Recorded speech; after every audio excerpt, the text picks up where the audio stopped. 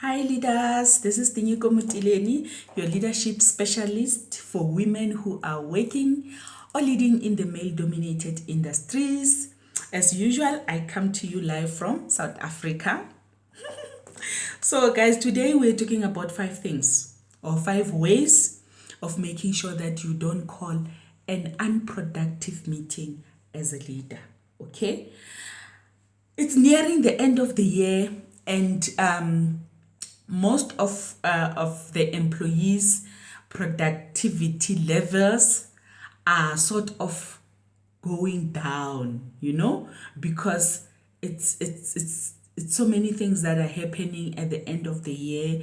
You're always thinking about your family, that you're going to see. You're always thinking about, some of the things that you need to do for festive seasons, those kind of things. So most of the time, the productivity levels at the end of the year, they sort of goes down a bit. So as a leader, you need to make sure that you are prepared. You unfortunately you need to change with the season. So you need to be prepared for this time of the year.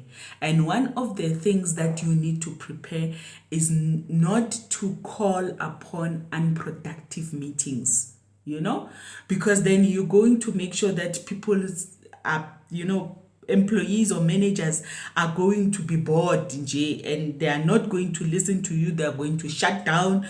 They are not going to do anything.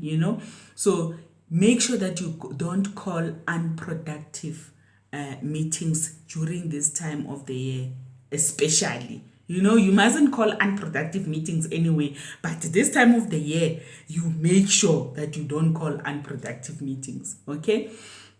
So you've got performers who are managers who are performing to their ultimate best. You've got underperformers, managers who are just not doing anything. They are just underperforming in their area of expertise. So when you call upon unproductive meeting, you are definitely demotivating the managers who are performing, okay? Because they come to the meeting just to listen to you, trying to motivate people to do their job, So it becomes unproductive to this group of performers, okay? So what is it that you can do in order to make sure that you don't end up calling unproductive meetings?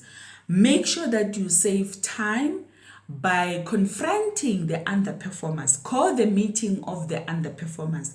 And most of the time, the underperformers, their items on the agenda have been on the list from January. Let me put it in that way.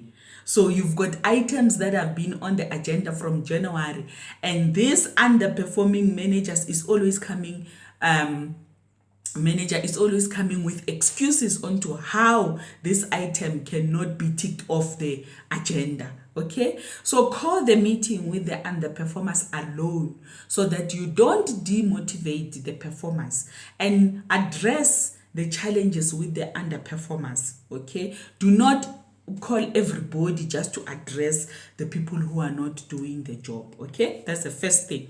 The second thing is that make sure that you call the meeting with new items on the agenda. Okay, make it absolutely irritating to come to a meeting for an old agenda, really, guys.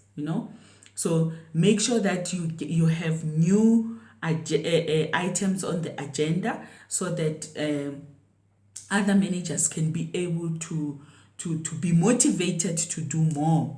Okay, and they, at least they can see that there's new things that are coming into the company for them to do. People like me, I would get irritated if I have to do one thing all over again and again.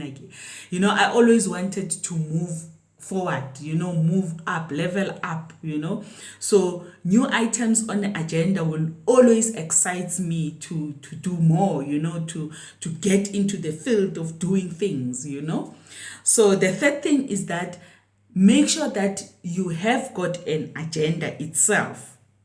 because some leaders, they just call a meeting without an agenda. Make sure that you have an agenda and items on the agenda. There are new items on the agenda, and you don't have to reprimand the underperformers from that agenda. Okay, so make sure that you've got an agenda. That is a third thing. The fourth thing is that make sure that the meeting is at least maximum 1.5 hours, guys. 3-hour meeting with repetition of everything. For me, it was very much disturbing. Believe me, it was very much disturbing. So make sure that the meeting doesn't take long, because if the meeting take long, other managers are going to shut down and they're not going to listen to you.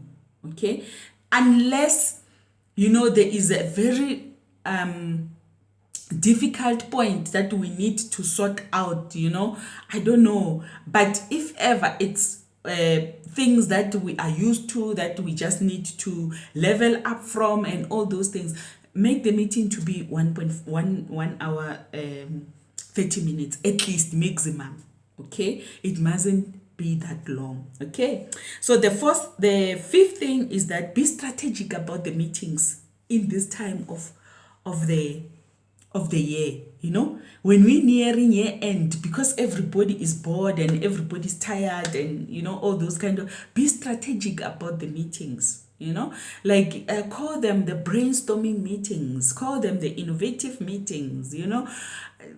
Just give them names, label your meetings, somehow, to be exciting, so that when you call upon those meetings, people know and people get excited, that we're going to brainstorm. We must bring upon ideas, we must be innovative.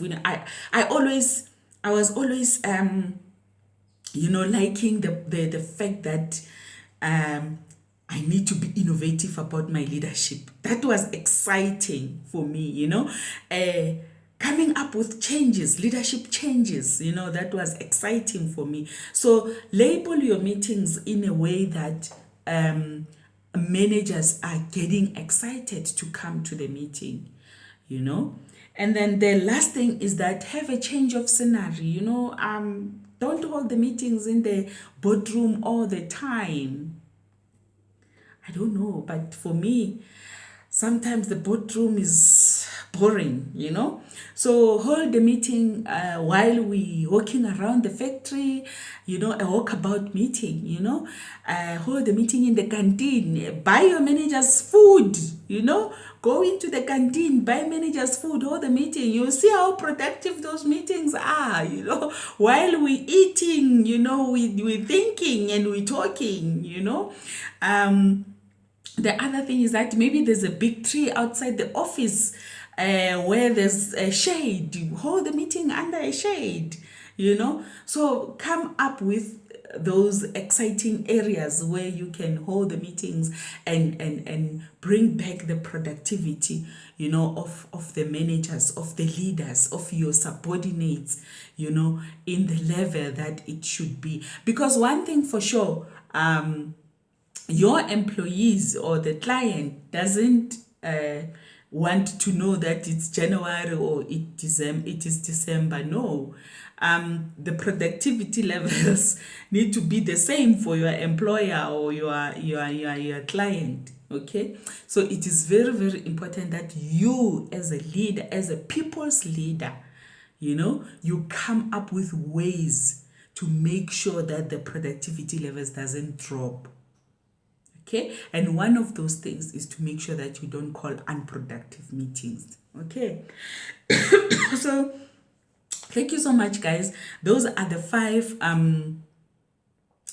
items that can 5 ways that can help you to make sure that you don't call unproductive meetings. So if you are in YouTube, please subscribe to my channel and make sure that you like the channel so that other new female leadership entrants can see the content and do not repeat the same mistakes.